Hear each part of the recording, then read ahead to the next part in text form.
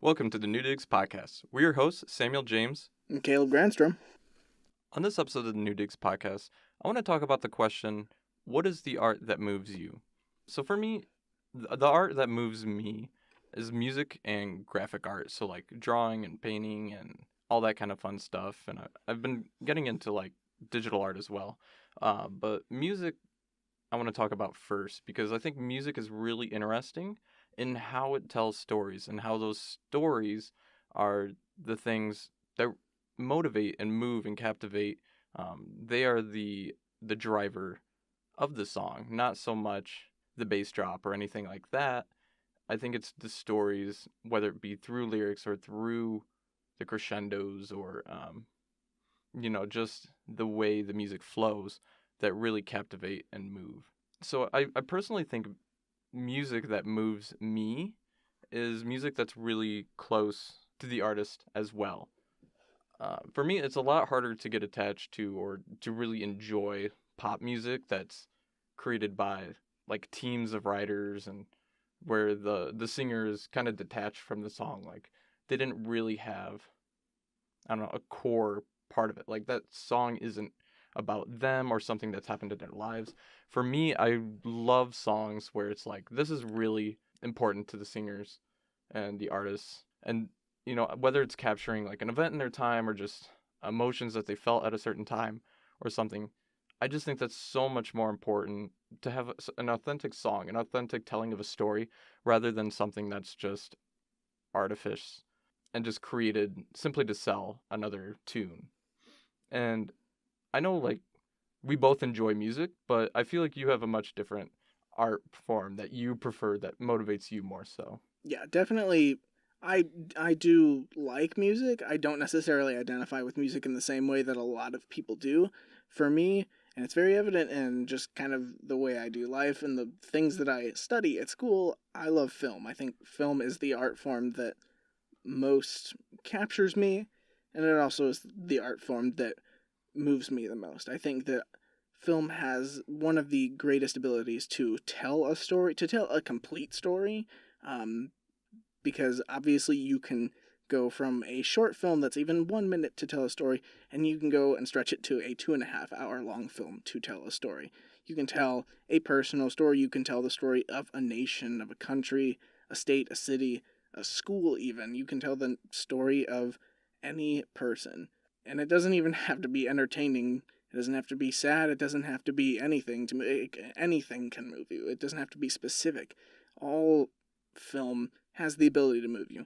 Obviously, there are some like really crappy films out there that aren't as moving, and I'm not going to bash directors or people for making not amazing films because film is also diverse in that sense. Film is something that you can do whatever the heck you want, and that's going to speak to whatever audience it's going to speak to. But for me personally, I love like television and I love movies because they're just a way to escape this world. They're not in the sense that I want to escape this world, but I'm able to step into a whole new world that is created and it's beautiful. What tend to be the type of films that really like move you more so that like when you come out of like you have a much more like wow experience rather than other movies where you're just like okay. I would say that when it comes to movies that truly do move me, they're generally not the ones that I tend to enjoy the most. I love, the Marvel movies, the DC movies. I love that stuff. It's fun. But the films that most move me are the ones that tell the very powerful stories. So, if, like a few films that I've watched over the last the last few years, that have been pretty powerful for me. I've watched something. I watched a movie my freshman year, 12 Years a Slave. I don't know if you ever watched that. I think it won the Oscar for Best Picture back in 2015, but it pretty much told the story of a black man who was enslaved. Even though he had his freedom, he was a free man, and so he spent 12 years as a slave, as per the title. And at the end of those 12 years, he did make it back to his family. He made it home. But it was just this incredibly like raw story that was very real. Although anyone's, I guess, definition of real is so. It's back and forth. But when I saw that, like, that was hard to watch. But it did move me. It told this powerful story about, one of the roots of our country. Something that did happen such a long time ago that really left its mark on our country. There's that. I watched a film called Beasts of No Nation. I think it was on. I think it's on Netflix. I think it was a Netflix original. It got released. I think it got released last year, but it pretty much told the story of like young African boys who were recruited by this warlord to be soldiers in this war, and they did insane things that I had to look away from the computer, or I was watching on my computer. I had to look away from, and I wouldn't say that necessarily like moved me to do anything, but it hit me. It was very hard. It was very real. It was very dramatic, and it was very tough to watch, to see that and think like that actually does happen in this world, and that's really like tough to think about. And it's, obviously, like, the story is not a beautiful story. It's a very tragic story, but the film is beautiful. The film is beautifully done. It's made so incredibly well. The production design is great. The acting's great.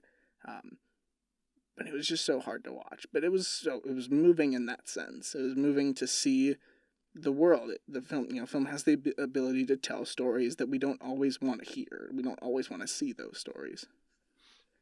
Yeah, I definitely feel like that that applies to music, but I feel like music is much more cerebral in that it requires you to build your own worlds. It's kind of like a book. Yeah, it has the stuff there. It has all the ingredients, but it's up to you to put it together how you want.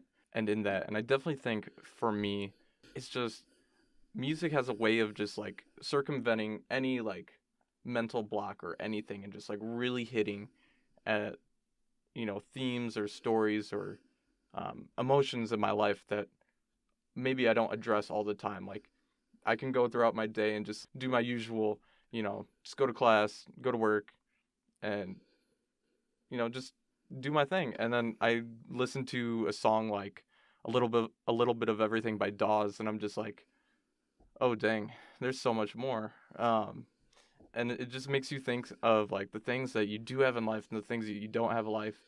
And, for me, music really increases my appreciation for what I have and haven't gone through. It makes me appreciate the stories of other people as well, and how other people can be creating and paving new paths, whether it be in music and through music, or whether it be in storytelling or just in life experiences, or whether they're revisiting roots deep into core of like who they are as an artist.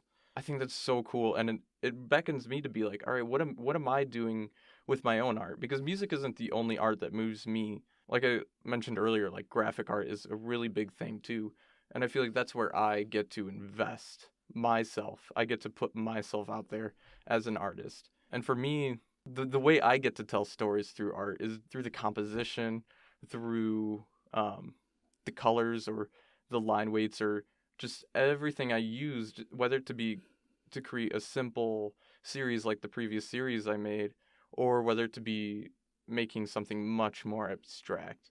And I just think it's really cool how stories can be very powerful, but told in different ways. Like the way a film tells a story is so much different than a way song or than a picture can tell a story. And I guess that goes to the statement that like the book is always better than the movie, which is true sometimes, but not all the times. It's just in reality they're two different stories told, or they can be the same story, but they're told differently. Oh yeah. And it's really cool, and some people like one over the other, and that's totally okay. And sometimes they flow in such a way that it's almost complete. Yeah. Like, if you talk to my girlfriend, you talk to a lot of people, like, they're big Harry Potter fans. She's a massive, Haley is a massive Harry Potter fan. And so, for her, a lot of people will read the books and they'll go see the movies. She kind of did it the other way around. And to an extent, I'm still reading the books. But for her, what she did, she watched all the movies. They came out, they finished back in like 2013. And then like a couple of years ago, she started reading the books. She would say that she loves the books more than the movie because the books they have every single detail. Obviously, the movies are based on the books, and anything that's in the book is all there is. There's not necessarily something that the movie is going to add that wasn't in well, they will add stuff in the movie that wasn't in the book, but the book is original. The book is what the story was. But she says that the books are better. But when I think of not that she doesn't like the movies, but she likes the books better. But when I think of it, I love the Harry Potter books so far. I think they're fantastic. I think they tell this beautiful story, and then you go watch the movies and you see that story. You've been reading these books and you're trying to kind of put a mental image of what is happening. You're putting you're trying to create that image, and then you go see the movie and you see it and you're just like, this is perfect. This is perfect. Maybe not perfect. Everyone's a critic, but it's fantastic, and that's very interesting how those two art forms create this story in two different mediums, I guess. Yeah, I mean, even looking at Lord of the Rings, which we're both big Ooh, fans of. Yeah. I It's can just talk about this. yeah, it's just like, we both read the books, we both seen all of the movies, but to me, it's like, at least in the Lord of the Ring community, I've never heard a whole lot of debate between which is better, the book or the movies. I feel like people have just such a full appreciation for the trilogy and the books, barring the Hobbit series, which received much criticism. I can criticize that. Yeah, The book was great. I loved the book. yeah, the movie deserves the criticism. It does. Um, No offense, but offense. yeah, but I mean, it's just like, I feel like that was something done very well. Oh yeah, the original trilogy was beautiful. Yeah, it's like they both tell the same story, and in a lot of ways they hit it on the same mark. That's a good point. Obviously the movie can't encapsulate everything that's in the books. Otherwise, you're watching like a 4-hour movie, which I totally wouldn't. I wouldn't complain too much about. But I guess you're not gonna commit like 4 hours of your day to go to like a theater or watch a movie. But yeah, and I mean that's just the thing where they're different media, and stories almost have to be told a little differently depending on the media. mhm. But I think it's just really cool in that stories can meld and mold between media and between like storytellers, and I think it's really cool. It definitely reflects the storyteller, him or herself. The person writing the books, J.R.R. Tolkien, for example, for Lord of the Rings, put his touch on it. And then Peter Jackson, when he directed the Lord of the Rings trilogy, and then sadly the Hobbit trilogy, when he created those movies, he was telling his story.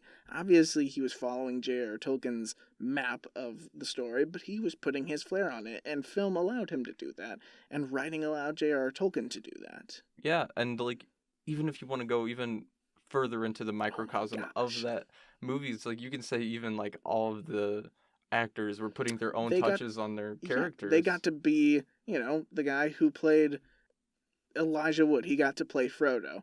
And obviously when you're reading the book, you come up with your own image of who Frodo is. You kind of picture what he sounds like, what his mannerisms looks like. And I'm sure that, reading the script, Elijah Wood was like, this is how I'm going to approach it. He got to put his flair on it, and I loved it.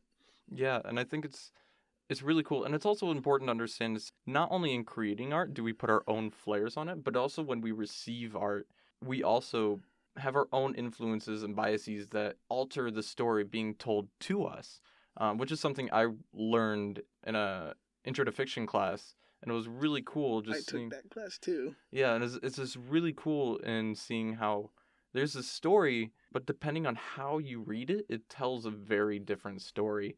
And I think that's really cool. And when it comes to art, that's something I definitely look at.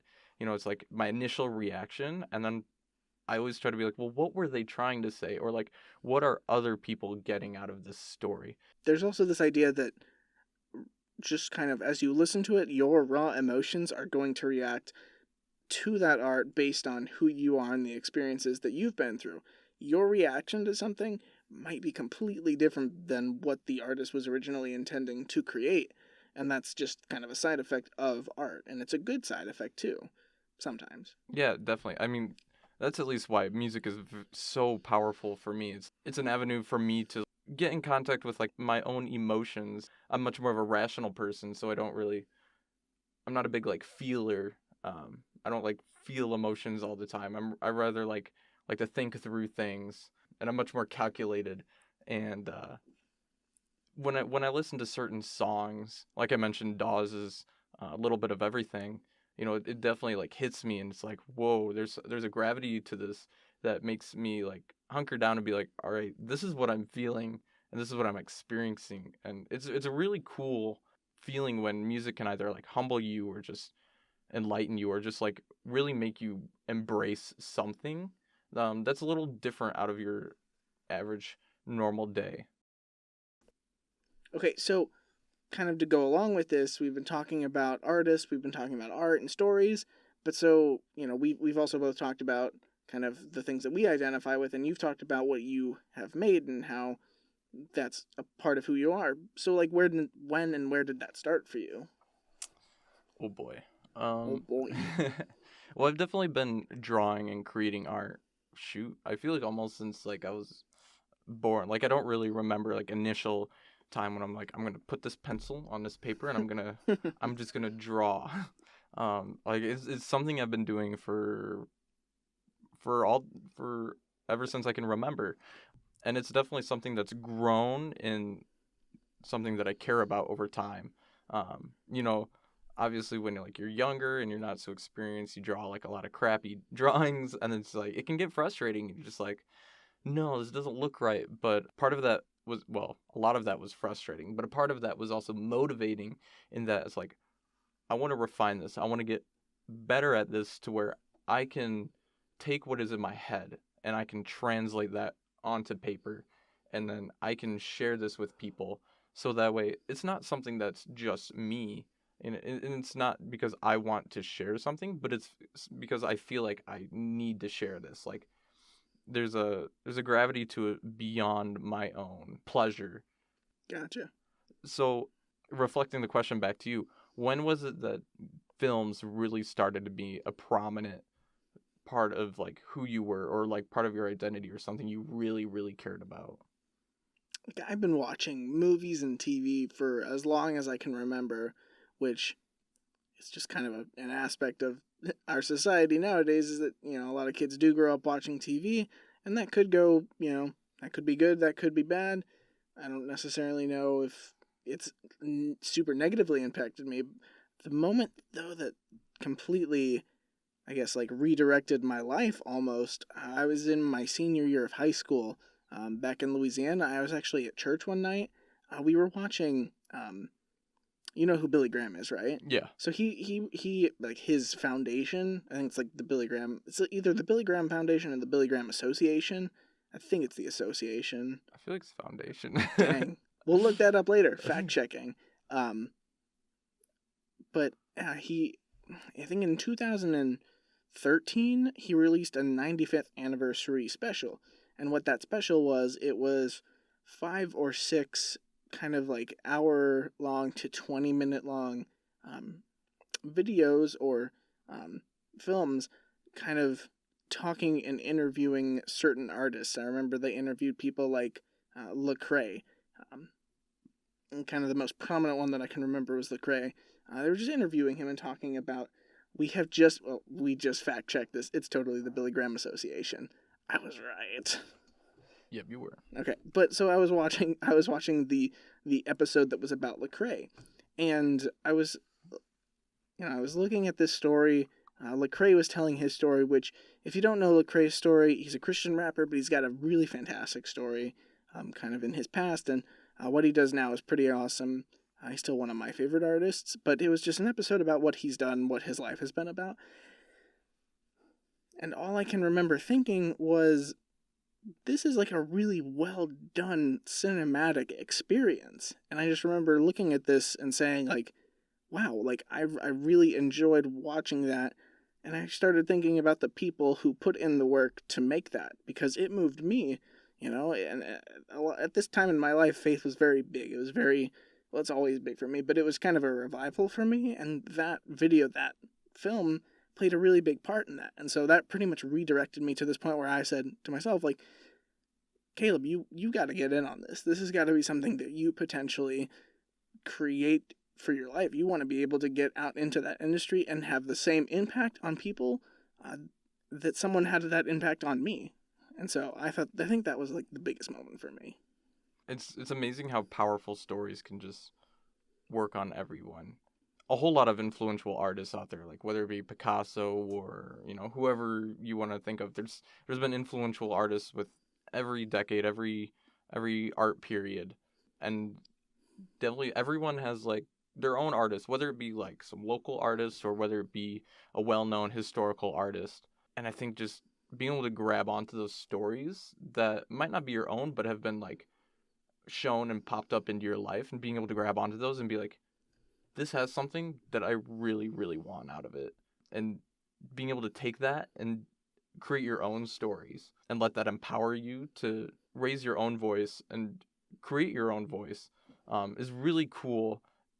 And I mean, going back to the beginning, I think that that's how music and graphic art works in my life, and that's how film works in your life. And I think that's why the arts are just something so special that can often be neglected in our society. Yeah, I would say that if you talk to just any artists, I would say like none of them were like, I just did it because I needed money. They were all inspired by someone or something that, you know, spoke to their heart, and they wanted to reflect that feeling in their heart through the art that they were skilled at. It's really cool, and it's something a little bit more the world needs of. I feel like, especially in times when people are like kind of bummed out by things that are happening, you know, just being able to take a little nugget of happiness or inspiration and being able to share that with other people is just really, really cool. I think what I'm taking out of today is that art is like a nugget. Art's a nugget. Art is a nugget, guys. It's a beautiful nugget. It's a tasty, delicious nugget. Yeah. But I feel like even going, we're gonna go real meta and into this podcast. We've definitely been inspired by people who've had their own podcasts or other artists who've have just had a medium to where they got to talk out to people. And I think that is one of the core reasons why we want to do this podcast. Is, you know, we want to share conversations that maybe people aren't always happy having, and we want to talk about those things that people feel like should be talked about, but they just aren't talked about. Yeah, and a lot of that is in a lot of ways it's definitely a personal story for us. I think that podcasts can be an avenue to tell a personal story very similar to music or film. Obviously, if you listen to a lot of podcasts nowadays, the like very popular ones are not just like people talking about their personal stories, you know, obviously. And for me, like the first podcast that ever really spoke to me, I don't know if I'd say spoke to me, but really like inspired me and entertained the crap out of me was the Serial podcast, which a lot of people will say is one of their favorite podcasts. I'd say it's probably one of the best podcasts that has been made over the last few years. But you don't hear a lot of people talking about this kind of stuff. I'd say that, you know, these conversations can tend to be limited to, you know, one-on-one conversations you have over a meal or something like that. They're not necessarily something that are put out for the world to see.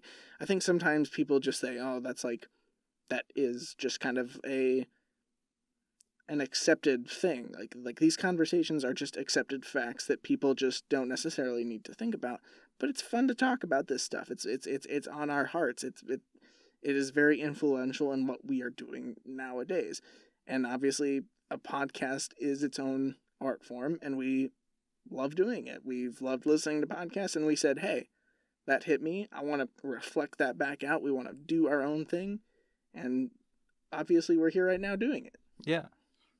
So for those of you listening, I want to challenge you guys to think about like, what is some like art, whether it's a song or if it's like a movie or maybe if it's a podcast, you know, what is it something that's like really motivating or captivating or inspirational in your life? Find that, take it, and try to find a way you can reflect that into the lives around you. And I think if everyone did that, like it'd be really cool. Just, I think the effects of that would be really inspiring to everyone. Yeah, it would. I think it would really change a lot of attitudes. Yeah, I think it's very important to tell your own story, and I think that art is one of the greatest ways to do that. I don't know if, you know, this isn't necessarily criticizing people, but you know, posting on Facebook or posting on Instagram or Snapchat is not always that. You know, that's just become this media source that we do on a daily basis. It consumes a lot of what media is to us.